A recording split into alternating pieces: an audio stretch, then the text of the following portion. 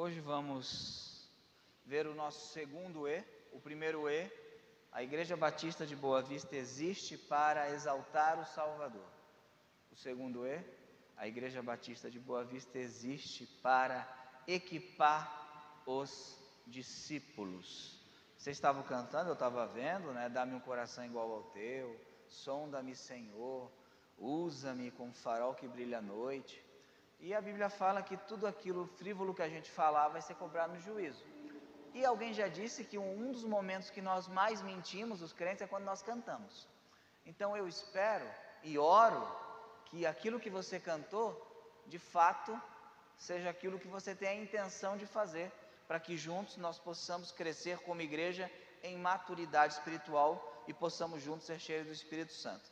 Efésios capítulo 4, versículos de 1 a 16. A Igreja Batista de Boa Vista existe para equipar os discípulos. Assim diz a palavra do Senhor.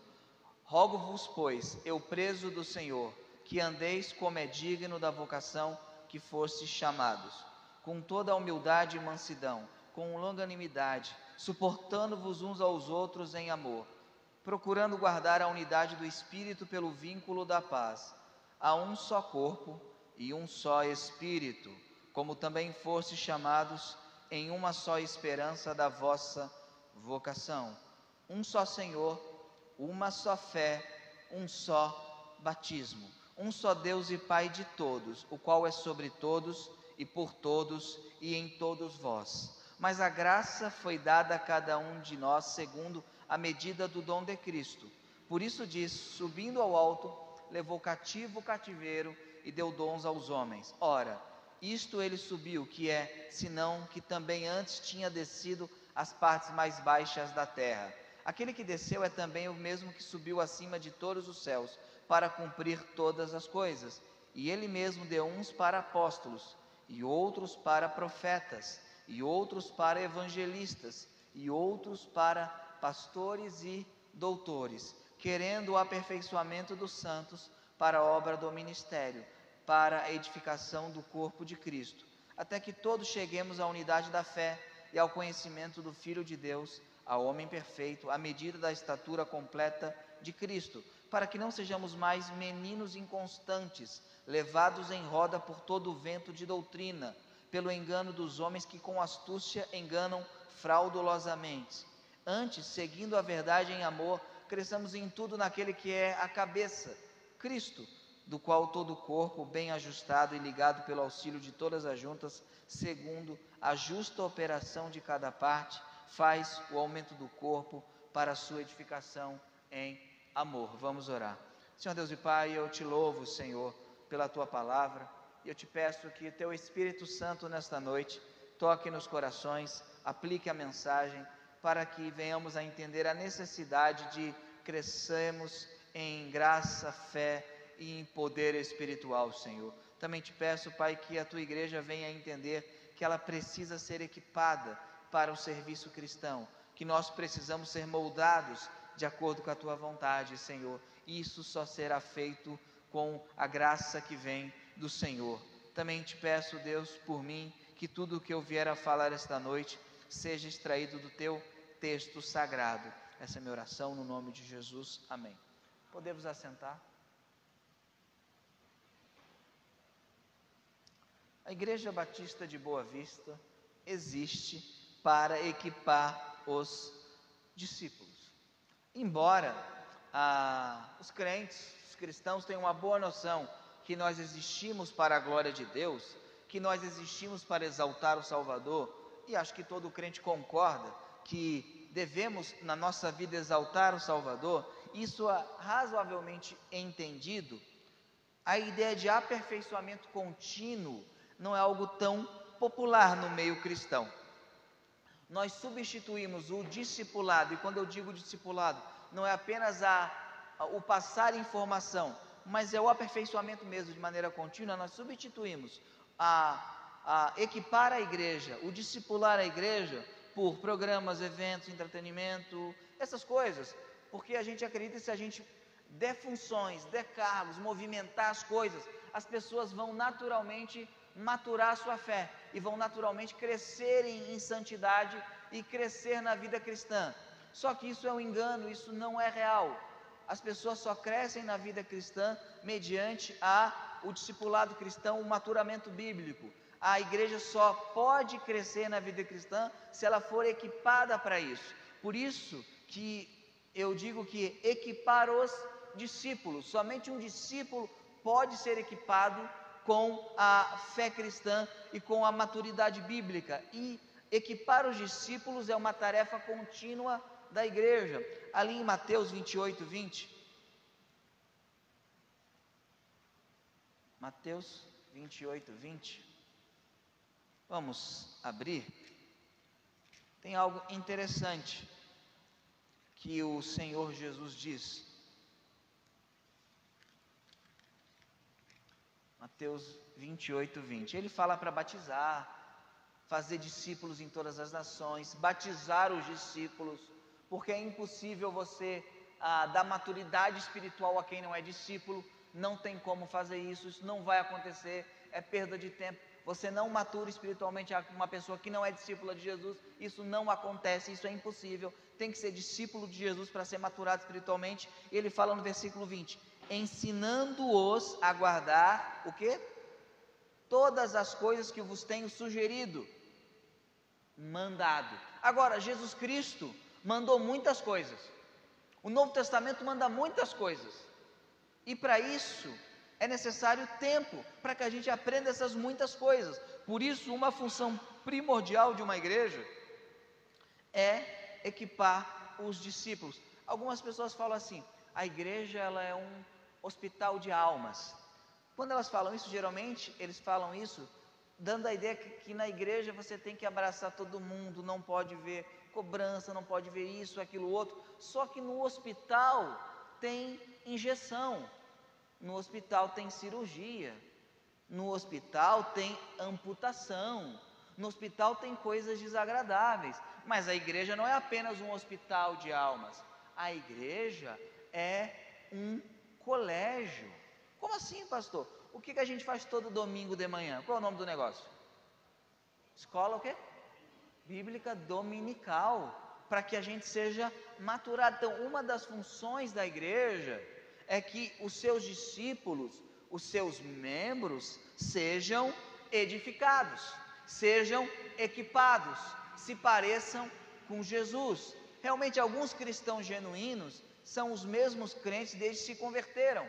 Isso é terrível, porque eles têm que crescer em graça e conhecimento para cada dia mais poder se parecer com Jesus. E a intenção de Deus ao nos reunir como igreja não é apenas que Ele seja exaltado, também é. Não é apenas que a gente evangelize os perdidos, também é. A intenção do Senhor é que você seja equipado na vida cristã, é que você seja equipado na fé cristã. Só que o que nós temos visto muitas vezes, aqui não, em outros locais obviamente, nós temos visto infantilidade, carnalidade. Nós temos visto em muitos locais que os crentes não têm crescido na graça e no conhecimento, e isso é falta de equipar os santos, isso é falta de equipar os discípulos. E de novo eu coloco a ênfase: equipar os santos, equipar os discípulos. É impossível equipar para a graça e o conhecimento de Cristo alguém que não foi regenerado. Você pode informar a ele sobre doutrinas, mas você não pode equipar esta pessoa, porque ela não vai maturar na fé cristã. E Paulo aqui, ele inicia pedindo à igreja. Olha que diz o versículo 1: rogo-vos, imploro a vocês, eu peço a vocês, eu que estou preso, eu que estou na cadeia. O que ele pede? Que andeis como é digno da vocação que fostes chamados. Paulo está implorando, depois de tudo o que ele disse nos versículos anteriores, nos capítulos anteriores. O que ele falou nos capítulos anteriores? Olha, ele falou o seguinte: olha, vocês foram abençoados com toda sorte de bênçãos espirituais nas regiões celestiais em Cristo Jesus. Vocês foram eleitos do Senhor, vocês foram chamados do Senhor, vocês foram vivificados pelo Espírito Santo. Pela graça sois salvos por meio da fé. Isso não vem de vós, não das obras, para que ninguém se glorie. Vocês foram tocados pelo Espírito Santo, selados pelo Espírito Santo. Vocês agora fazem parte da família de Deus. Vocês agora não estão mais separados da comunidade de Israel. Vocês não estão mais sem esperança. Vocês agora são a glória de Deus manifesta no mundo. Aí ele fala: por isso eu rogo para vocês, que vocês andem da maneira que devem andar, com essa vocação, com esse chamado. E como eu ando com essa vocação e com esse chamado? Ele fala no versículo 2: com toda a humildade e mansidão, com longanimidade, suportando-vos uns aos outros em amor. Nós devemos então andar aqui, para que a obra de Deus cresça e amadureça, em humildade. Humildade aqui no texto é uma mente humilde, alguém que não pensa demasiadamente em si mesmo, que é o que Paulo fala em Colossenses também, né? Alguém que não, em Filipenses, é alguém que não coloca a si mesmo como o foco principal das coisas, é alguém que pensa mais no outro. Humildade, ele vai dizer também aqui, mansidão. Mansidão aqui é a gentileza, a pessoa gentil. O forte, a pessoa forte, ela é uma pessoa gentil. Uma pessoa grossa, é uma pessoa insegura. Então Paulo está dizendo: eu quero que vocês sejam humildes de mente, eu quero que vocês sejam gentis, eu quero que vocês tenham longanimidade. Obrigado, irmã. Longanimidade. A palavra longanimidade, macrotomos, significa um temperamento longo, pavio longo. O que nós escutamos muitas vezes dos crentes? Mas o meu pavio é curto, pastor. Mas está errado. Longanimidade. Paulo fala: eu quero que vocês tenham um pavio longo, eu quero que vocês tenham tolerância com a fraqueza dos outros, eu quero que vocês tenham uma ira que demora muito para acender. É o que Paulo está dizendo. Por que Paulo está dizendo isso? Eu ainda não iniciei a parte principal do texto. Isso é só a introdução de Paulo. Por que a palavra de Deus fala isso? Versículo 3. Porque se não houver isso, sabe o que vai ocorrer na igreja? O oposto do versículo 3. Procurando guardar o quê? A unidade do Espírito pelo vínculo da paz. Se não houver humildade, se não houver a mansidão, se não houver longanimidade, se não houver o suporte de uns aos outros em amor, o vínculo da paz, que é feito pelo Espírito Santo, será quebrado. E esse vínculo da paz não vai ser atingido, e a igreja não vai ser equipada, e ela não sendo equipada vai adorar a Deus de maneira errônea, e não vai conseguir evangelizar de maneira correta. Logo toda a missão dela vai por água abaixo. Então é por isso que os crentes têm que andar daquela maneira. Só que para andar daquela maneira é necessário ser equipado. Então a gente está num dilema. Espera aí, eu preciso andar dessa maneira, mas para eu andar dessa maneira eu tenho que ser equipado. Então como é que eu faço isso? Também não dá para equipar se não tiver unidade. Por isso que a gente tem que ver o que o texto diz, o que a palavra de Deus diz.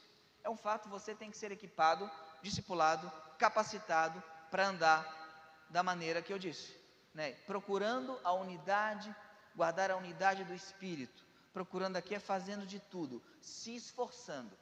Paulo nunca fala para você procurar fazer alguma coisa que é fácil.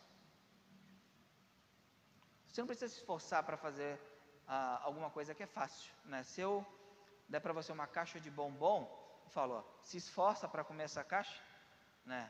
Se esforça para comer uma caixa de bis quase inteira. O que eu vou falar? Se esforça para comer um só. Quem aqui consegue? Quando abre uma caixa de bis, consegue comer um só?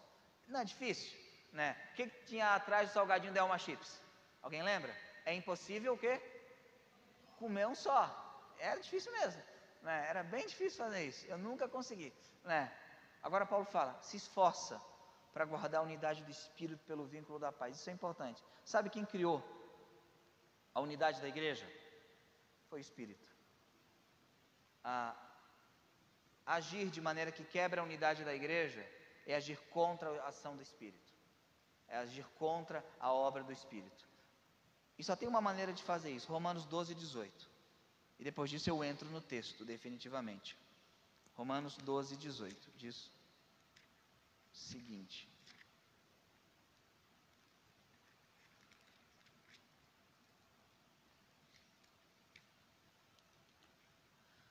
se for possível, quanto estiver em vós, no que depender de vocês, tende paz com todas as pessoas maduras e agradáveis. Não? Isso é tão legal, né? Tende paz com todo mundo que concorda com você, que concorda com as suas opiniões. A Bíblia dificulta a coisa. Tende paz com todos os homens. Isso é um cristão maduro, equipado. Mas como se dá essa capacitação, né? Os discípulos devem ser equipados, voltando para o texto de Efésios, para que possam viver em humildade, em longanimidade, em mansidão. Devem ser equipados confessionalmente, devem ser equipados carismaticamente. Já ficou, o que é isso? Carismaticamente? Devem ser equipados conjuntamente. São as formas que a gente tem que ser equipado.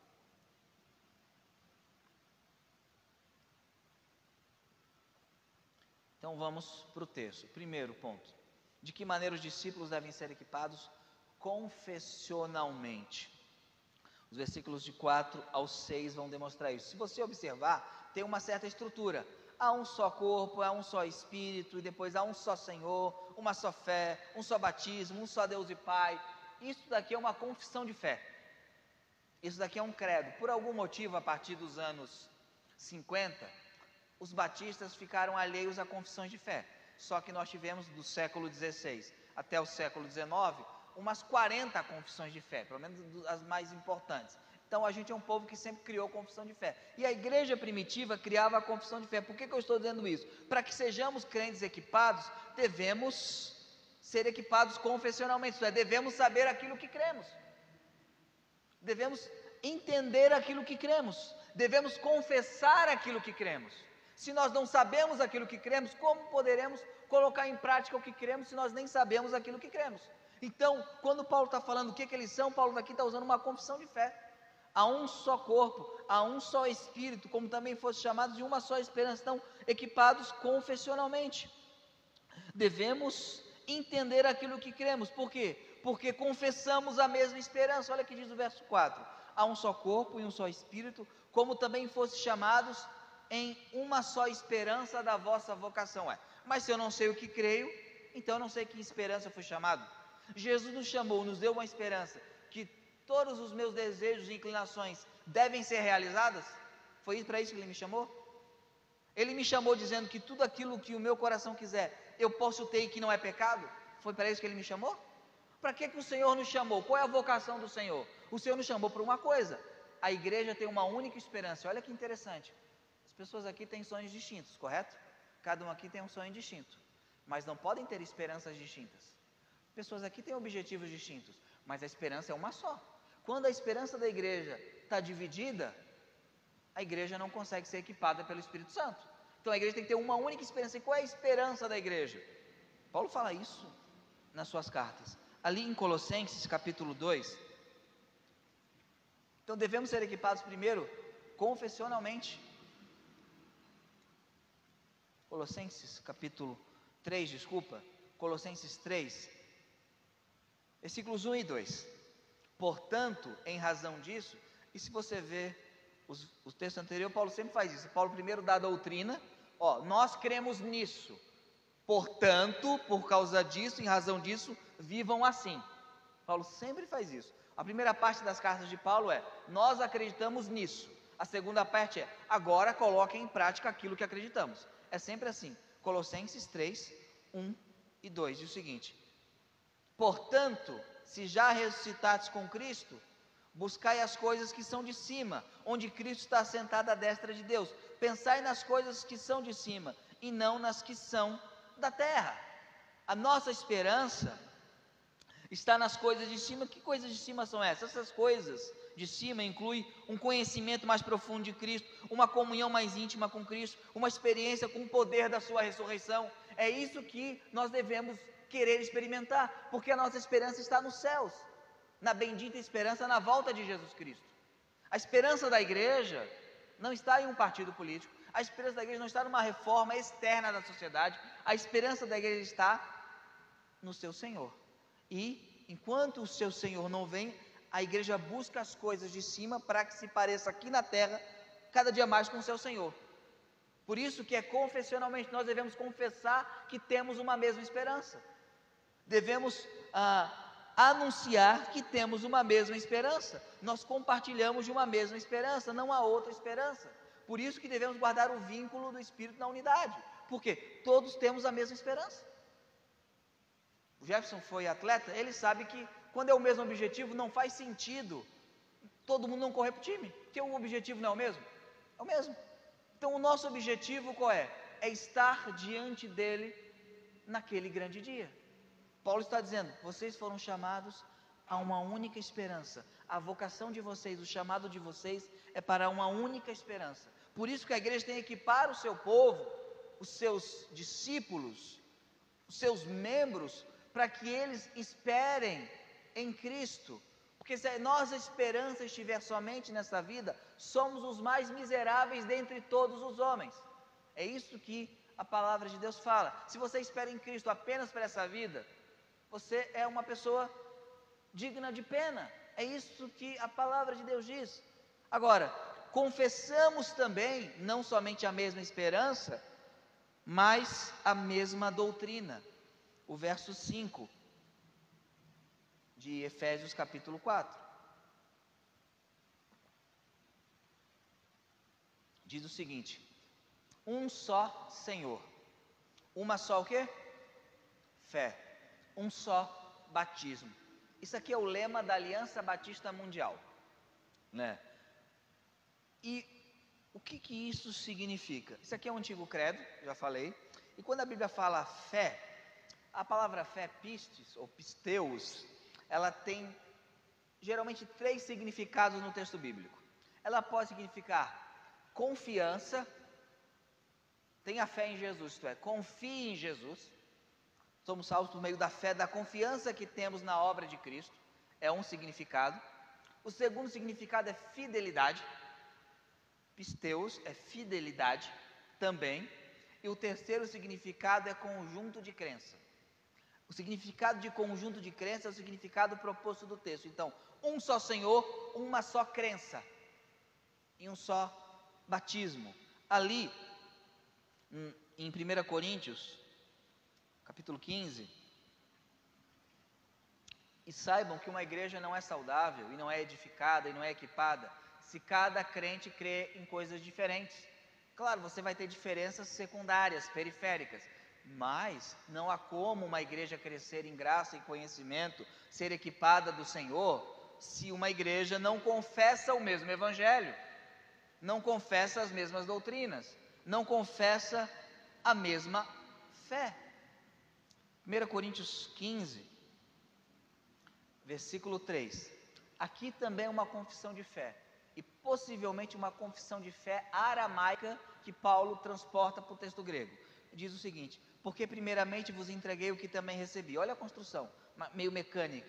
Que Cristo morreu por nossos pecados segundo as Escrituras, e foi sepultado, e que ressuscitou ao terceiro dia segundo as Escrituras, e que foi visto por Cefas e depois pelos 12. Por que é possivelmente aramaica? Porque está escrito Cefas e não Pedro.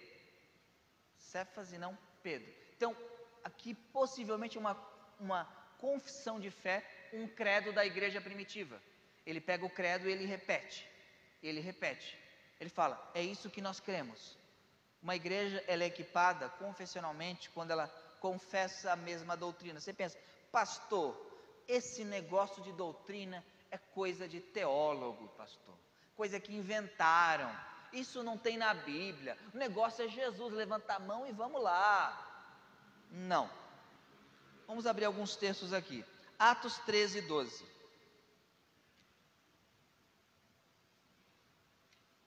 Atos 13, 12. Diz o seguinte, deixa eu abrir aqui. Atos 13, 12.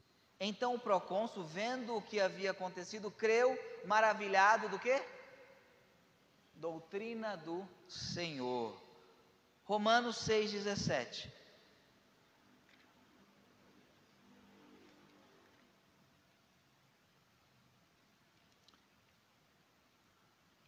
diz o seguinte: mas graças a Deus que, tendo sido servos do pecado, obedecesse de coração a forma do quê? De doutrina a que fostes entregues. Olha só, uma doutrina correta, a doutrina bíblica, te capacita para vencer o pecado. Que coisa interessante, né? Romanos 16, 17.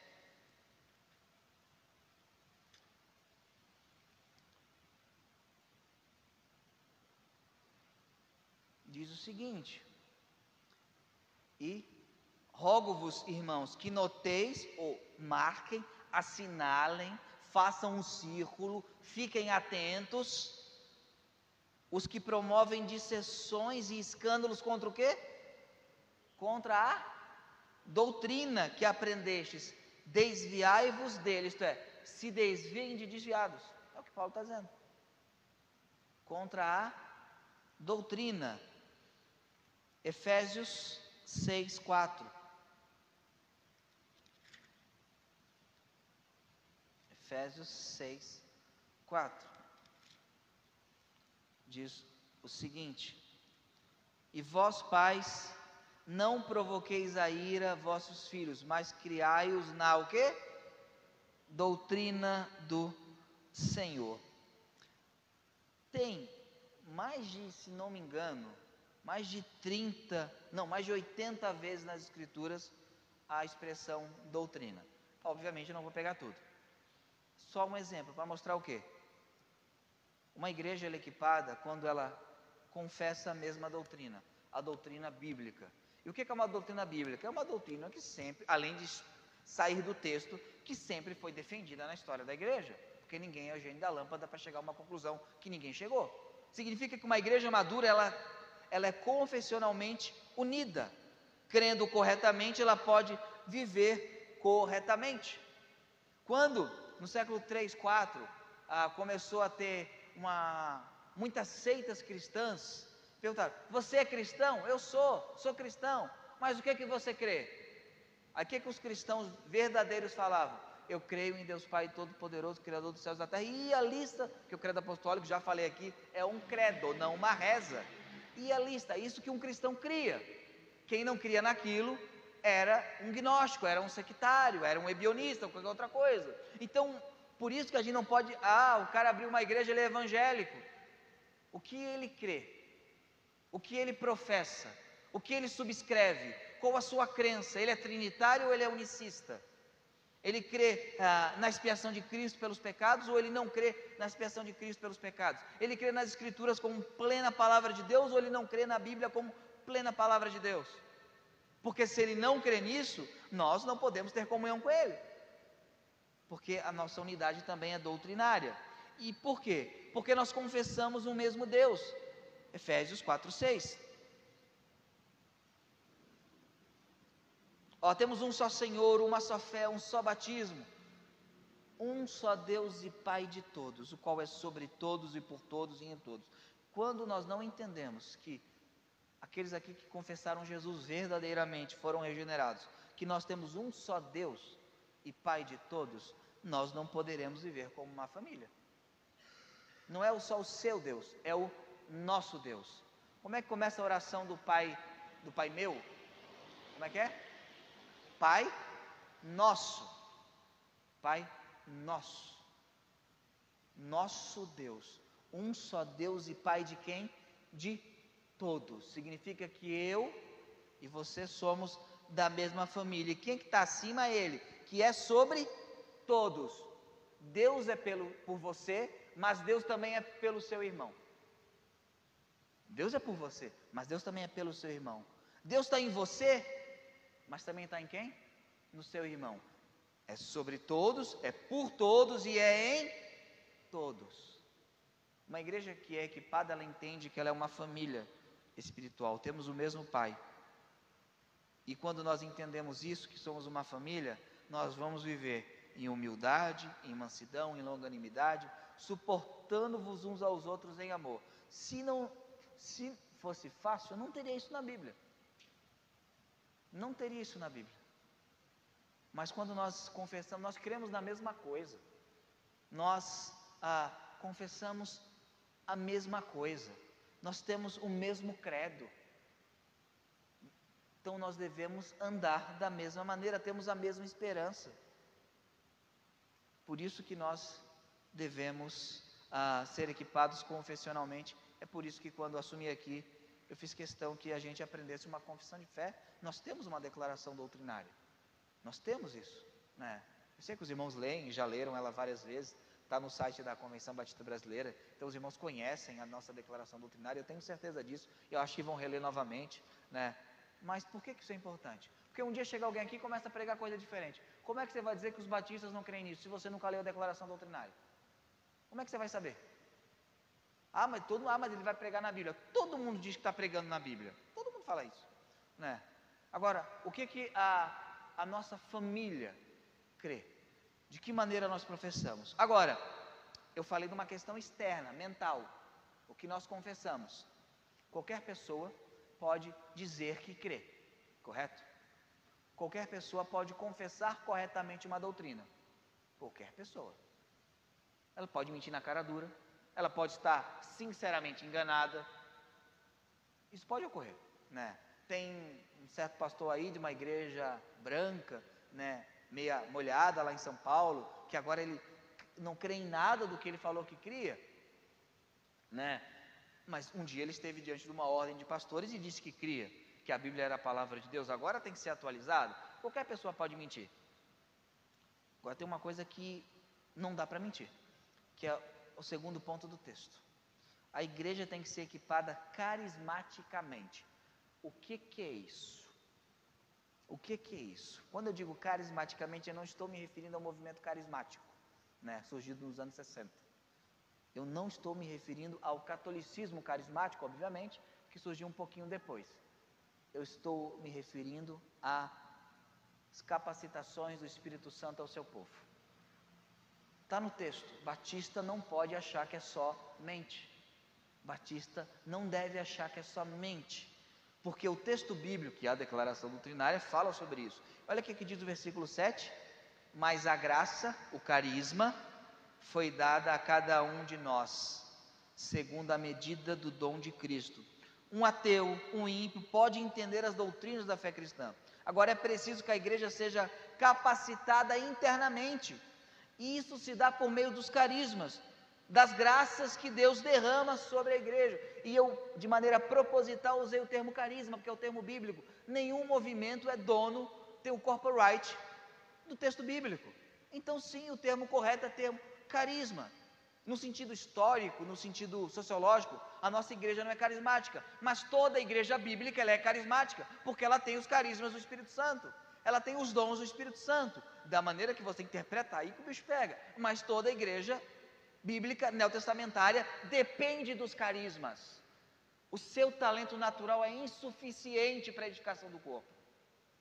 As suas capacidades naturais são insuficientes para a edificação do corpo.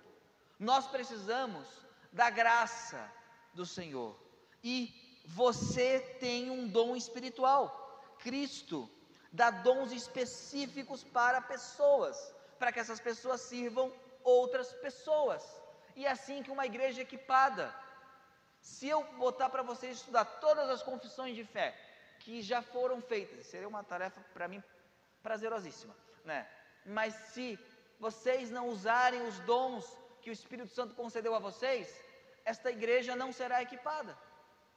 Você tem um dom espiritual, versículo 7, mas a graça foi dada à liderança.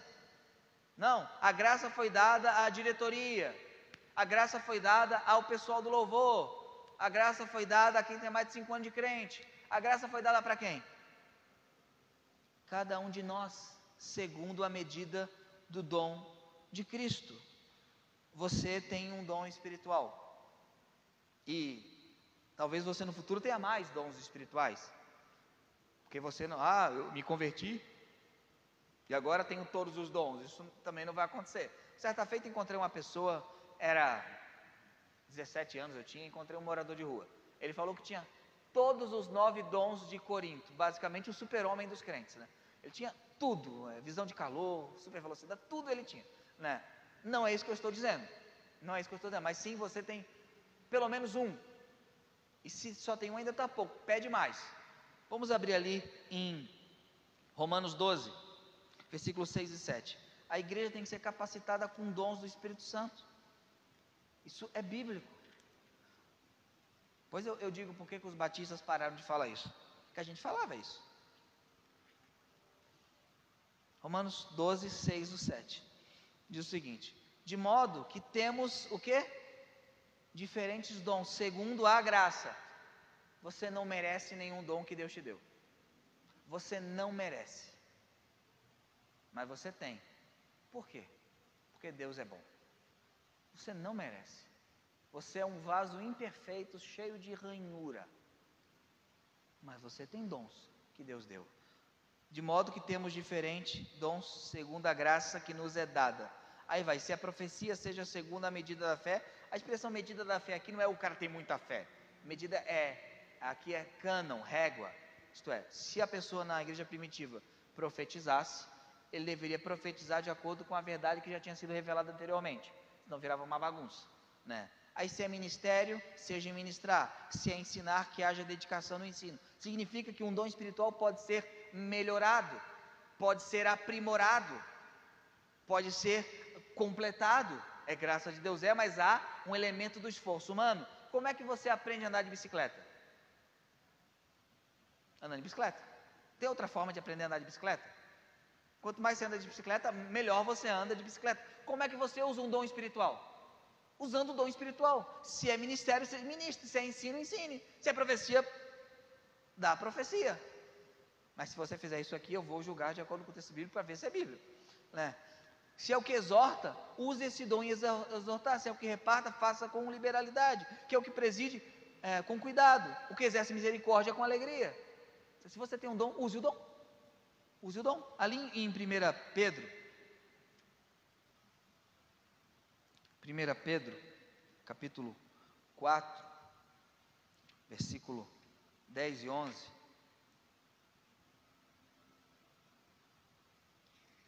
1 Pedro 4, 10 e 11, diz o seguinte: cada um administre aos outros. Olha, Deus te deu um dom, um carisma. A expressão é essa: Deus te deu um carisma, né? Você tem que administrar. Então, quem é o administrador do dom? É você. Você é o responsável. Mas você vai administrar para quem? Para os outros. O dom como recebeu. Você não tem o direito de modificar, de adulterar aquilo que Deus te deu. Como bons, o quê? Mordomos da multiforme graça de Deus. Deus se manifesta de maneira graciosa, de várias formas, ao dar vários dons e dons diferentes aos irmãos. Se alguém fale segundo as palavras de Deus, e a mesma sequência do texto de Romanos. Então, cada um tem o dom. Agora, por que os batistas pararam de falar sobre os carismas? Na década de 50, 60, ocorreu um problema na nossa denominação.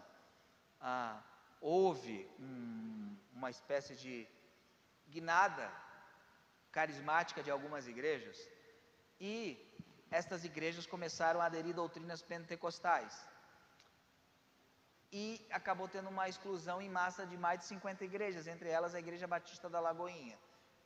Como eles meio que exageraram um pouco na dose, os batistas foram para o outro extremo. Qual é? Ninguém mais fala disso, para não acontecer de novo. Então os batistas, até os anos 50, falavam, você pode ver o William Carey Taylor, os teólogos batistas antigos falaram de dons. Aí, quando ocorreu esse exagero, o que aconteceu? Gato escaldado tem medo de quê? De água fria. Então vamos parar de falar isso.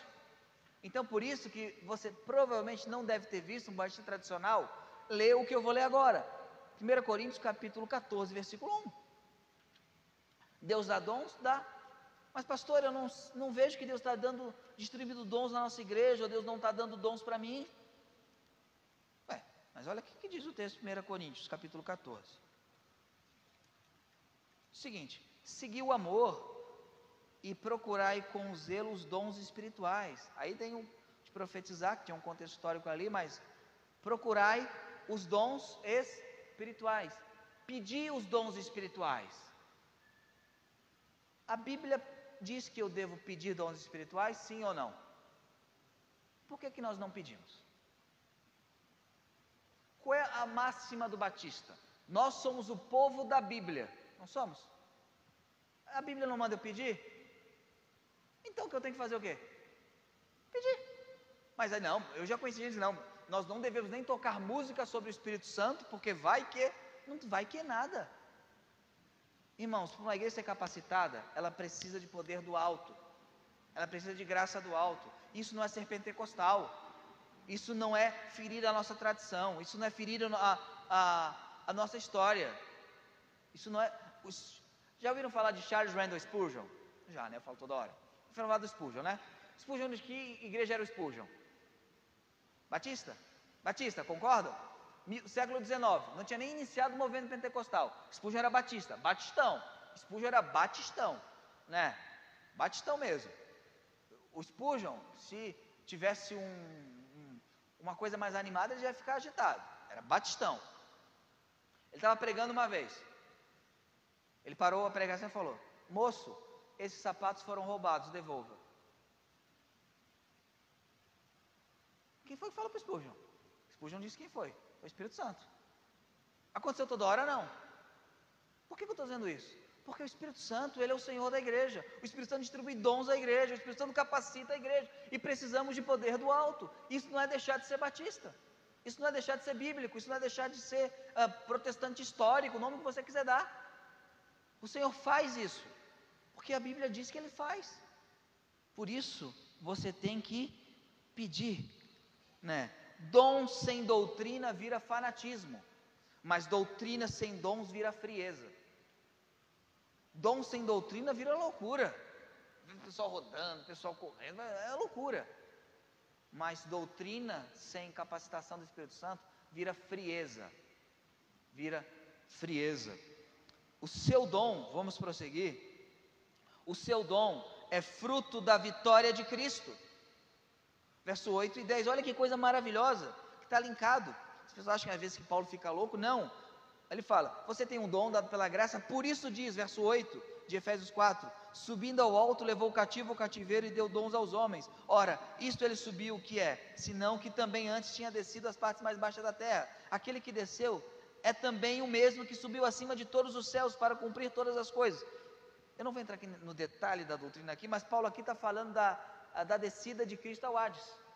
Ele fala que ele levou o cativo ao cativeiro, ele aprisionou aqueles que aprisionavam, ele derrotou os demônios. Colossenses 2, 14 e 15 fala que ele despojou principados e potestades e os envergonhou publicamente. E o texto de Efésios diz que quando ele fez isso, ele distribui dons à igreja. Os dons que nós temos, as armas espirituais que nós temos, são evidência da vitória de Cristo, que subjugou os demônios. É isso que o texto está dizendo. Subiu alto e levou o cativo, o cativeiro e deu o quê? Dons aos homens. As capacitações, os carismas que Deus dá à sua igreja são evidências que Cristo venceu Satanás. Quem aqui já viu Caverna do Dragão? Pode levantar a mão para acusar a idade. Flávio, já viu Caverna do Dragão? Você não era adolescente quando passava. Todo mundo aqui já viu Imagina, você recebe as armas do mestre dos magos e você não usa nada para destruir o Vingador. Faz sentido? Toma aqui, o Eric toma lá o escudo, lá o pessoal, o Bob toma o tacape e por aí vai. Aí você bate na Uni, porque é aquele unicórnio irritante, né? Aí você tem essas armas e você não usa. Nós não usamos as armas espirituais que Deus dá. E elas são evidência da vitória de Cristo, porque Ele levou cativo o cativeiro e deu dons aos homens. Por que eu sei que Satanás está restrito e não pode destruir a igreja? Porque Jesus distribuiu dons à igreja. Armas de defesa, armas de ataque, como diz o texto, né, de 1 Coríntios. O seu dom é fruto da vitória de Cristo. E os dons são distribuídos de acordo com a vontade de Deus. Olha que coisa maravilhosa. Você pede, Senhor me dá dons espirituais. Eu quero um dom específico, pede. Se Deus quiser te dar, te dá. Se não quiser, Ele te dá outro. Não adianta reclamar também. Então você pede mas ele dá de acordo com a vontade dele. Versículo 11: e ele mesmo deu uns, não todos, uns para apóstolos, outros para profetas, outros para evangelistas, outros para pastores e doutores, né? Pastores e mestres, aqui é a mesma coisa, as funções do bispo, do ancião, é pastorear e ensinar, né? Tem uma conjunção grega ali, kai, que denota que é a mesma função, né? E lá em Coríntios, não precisa abrir, vai dizer, um faz isso, o outro faz aquilo, o outro faz aquilo. Por quê? Ninguém faz tudo. Ninguém consegue fazer tudo. Não tem super-homem na igreja. Ninguém tem todos os carismas. Ninguém tem todas as habilidades. Ninguém tem todas as capacitações. Ninguém consegue. Deus deu um para um, outro para uma medida para cada um. Para quê? Para que todos possam edificar os outros e um dependa do outro. E é o Espírito Santo que concede. A 1 Coríntios 12, 7 fala que ele distribui de acordo com a sua vontade, para o que for útil. Ele faz isso. Então os carismas do Senhor são distribuídos pela vontade do Senhor. Agora, a gente viu aqui que somos equipados confessionalmente e somos equipados carismaticamente, mas somos equipados conjuntamente. Isso não ocorre sozinho, né? E aí está a minha crítica a boa parte do movimento pentecostal. As pessoas acham que os dons são experiências apenas particulares entre elas e Deus para edificação própria. Dons não têm esse objetivo primário. Claro, quando você recebe uma graça do Senhor, você é edificado, mas o objetivo primário não é esse. Versículo 12: os dons são dados conjuntamente, querendo o aperfeiçoamento dos, plural ou singular? Plural, dos santos. Agora deixa eu te falar uma coisa, note essa palavra aqui, querendo o aperfeiçoamento. A palavra aperfeiçoamento, catartizo, né, ou catartismos, ela significa conserto. Não precisa abrir, mas em Marcos capítulo 4, versículo 21, fala que Jesus encontrou os discípulos consertando as redes. É a mesma palavra, significa que Deus dá dons à igreja, equipa a igreja para nos consertar. Por quê? Porque todos estamos quebrados. Uma rede, imagina a figura da rede. A rede tem vários furos, está arrebentada. O que o pescador tem que fazer? Lá na minha terra chama de tarrafa. Pega a tarrafa e começa a consertar a tarrafa, consertar a rede, para que ele então a rede possa fazer a sua função, que é pegar peixes. Agora, aqui fala que nós devemos ser consertados, nós devemos ser trabalhados, nós devemos ser ajudados, né? O aperfeiçoamento dos santos é treinar, equipar os crentes para que eles possam trabalhar para o Senhor.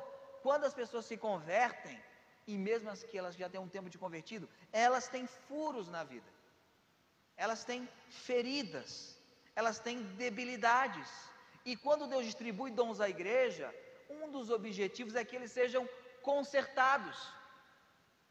Só que nós não somos redes, e quando nós consertamos pessoas, o conserto às vezes dói, o conserto é desconfortável. Às vezes você está com uma cárie e vai no dentista. É legal ir no dentista, mexer, fazer um tratamento de canal. Ele está te consertando. É horrível, é desconfortável, dói. Deus, Ele nos conserta. O objetivo é o nosso conserto. Para quê? Para o trabalho cristão. Querendo o aperfeiçoamento dos santos para a obra, para o trabalho, para o serviço no ministério. Para quê? Para a edificação do corpo de Cristo. Ele te conserta para que a gente consertado possa edificar o corpo de Cristo. Agora, esse conserto gera uma diversidade que gera unidade. Versículo 13: até que alguns cheguemos à unidade da fé, todos, confessionalmente, carismaticamente, então conjuntamente, até que todos cheguemos à unidade da fé. E olha o desafio, e ao conhecimento do Filho de Deus. Conhecer Jesus verdadeiramente, experimentar Jesus verdadeiramente, viver Jesus verdadeiramente, não apenas saber sobre Jesus, mas experimentar Jesus. É isso que o texto diz. Então nós conjuntamente com os carismas, nós vamos ao conhecimento do Filho de Deus, ao homem perfeito, ao homem maduro. E qual é a estatura que Deus espera de nós, conjuntamente? A estatura, a medida da estatura completa de Cristo. Qual é o padrão? Cristo. Dá para fazer isso com seus talentos naturais? É difícil, né? O que Deus tem que dar para a gente? Graça, carismas, poder do alto, para que a gente seja a medida da estatura de Cristo. O Senhor ministra em nossos corações, em nossas emoções, para que a gente possa chegar à estatura de Cristo. Por isso que Ele distribui dons. Não é para você aparecer, não é para você achar que é insubstituível, não é para você achar que o dom é seu.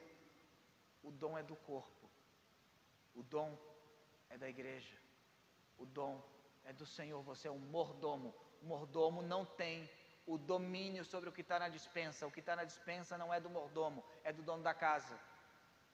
O dono da casa decide como usar o que está na despensa. O mordomo só cumpre a ordem do dono da casa.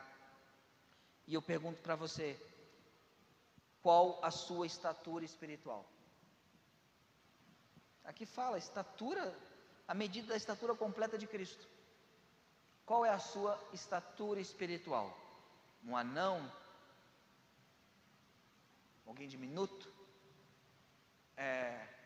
Eu sou uma criança espiritualmente, eu sou um adolescente espiritualmente.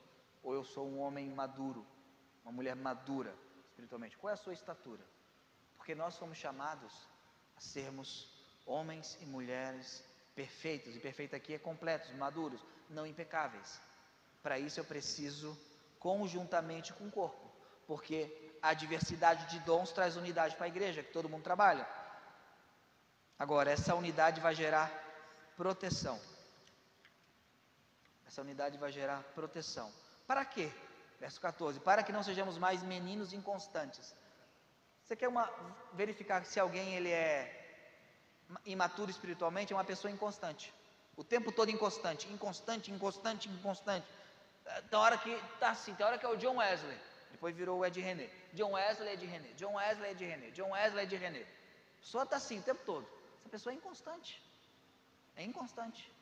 Agora, olha o que diz: para que não sejamos mais meninos inconstantes, levados em roda por todo o vento de doutrina. A cada 10 anos vem uma doutrina diferente no meio evangelho que é um furacão. Aí passa e depois vem outra, e passa e vem outra, e passa e vem outra.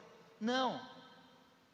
Pelo engano dos homens que com astúcia enganam fraudulosamente. Não. Nós vamos crescer unidos para a proteção do corpo. Uma igreja imatura, dividida, é presa fácil para Satanás. Presa fácil para Satanás. E essa proteção é para o crescimento saudável. De que maneira? Apresentando a verdade em amor. Antes, seguindo a verdade em amor. Duas coisas fundamentais: não se deve amar sem verdade, e não se deve falar a verdade sem amor.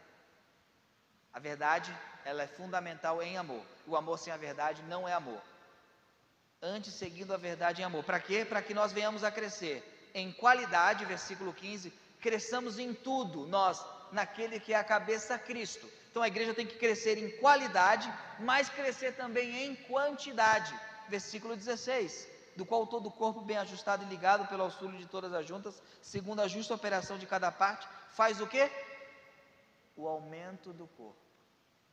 Quando o corpo aumenta, em qualidade, em quantidade, a igreja está cumprindo a sua função, para a sua edificação. Edificação é a base, em amor.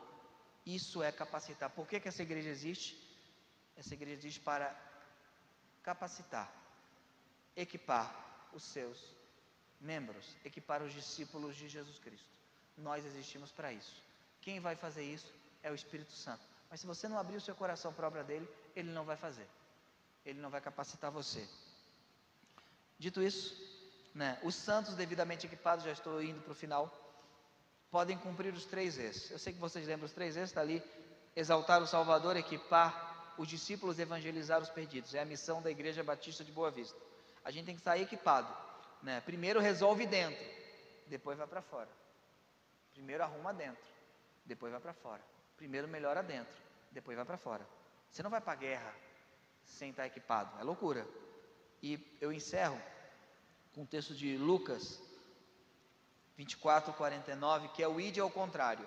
Já viram o ide ao contrário? Tem o ide, mas tem o fiquem. Está na Bíblia. Tem o ide ao contrário. Tem o apelo ao contrário também. Jesus manda o pessoal embora, né? Aí aqui é o ide ao contrário. Lucas 24:49.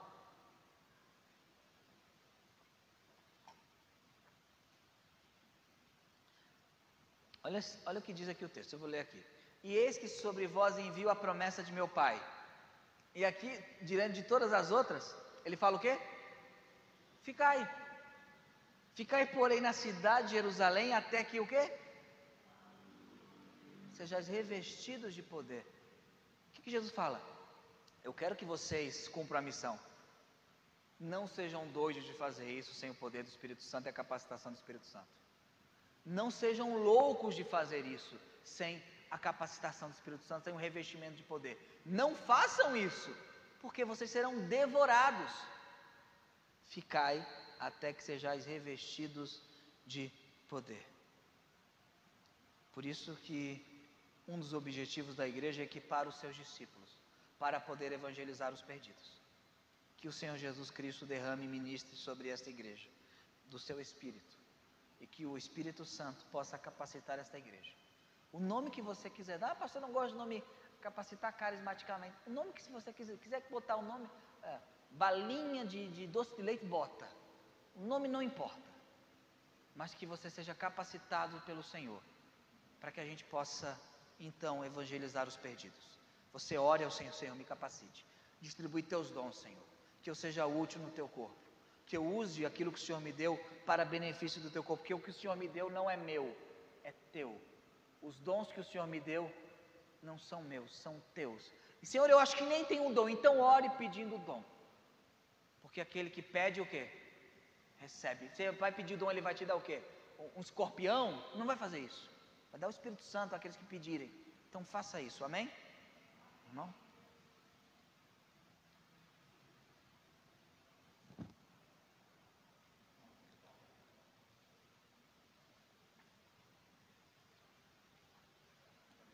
Amém.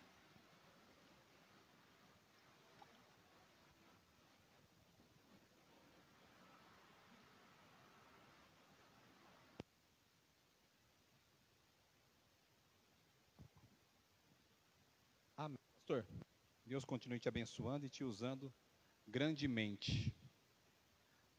Meus irmãos, dando continuidade no culto, nós iremos agora entoar o hino do cantor cristão, de número 323. Vai ser a irmã? Por favor, minha irmã.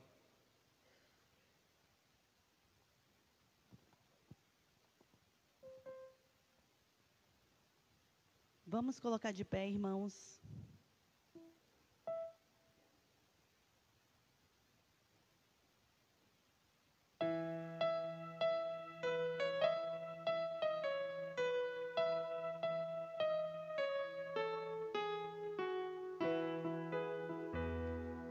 Castelo forte é o nosso Deus, espada e bom escudo, com seu poder defende os seus em todo transe agudo, com fúria pertinaz,